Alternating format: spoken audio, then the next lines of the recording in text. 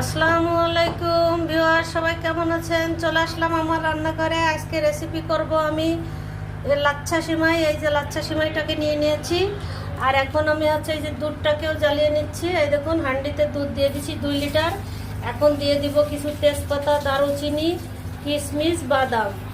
এগুলো দিয়ে দুধটাকে আমি সুন্দর করে জ্বালিয়ে নিই। আমি মিষ্টি জিনিসের মধ্যে একটু লবণ ইউজ করি। এই দেখুন, একটু লবণ দিয়ে দিলাম।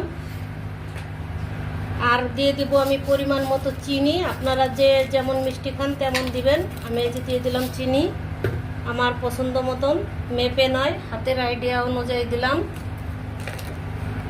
আর দিয়ে দিলাম কিছু কিশমিশ। এই যে এখন দুধটাকে আমি ভালো করে ফুটিয়ে নিব। এই যে লাচ্ছা সিমাইটা আমি রান্না করে নিচ্ছি। দুধটাকে আমি জ্বালিয়ে একটু ঠান্ডা করে নিচ্ছি। আপনাদের একটা টিপস, একেবারেই গরম দুধ সিমাইয়ের মধ্যে ঢালবেন না। আমরা লাচ্ছা সিমাইগুলো প্যাকেটজাত করি, বাজার থেকেই আমরা কিনে খেতে হয়।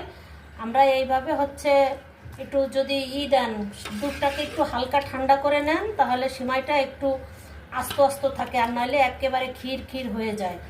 এই দেখুন, আমি এখন করার সময় এর থেকে সব মশলাগুলো খুঁটে নেব সেট করার সময়। আর খাওয়ার সময় কিছু এটা ফেলতে হয় না।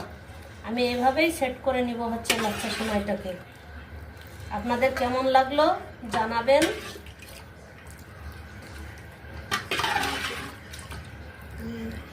কমেন্ট করলে সবাইকে ধন্যবাদ দিতে পারবো।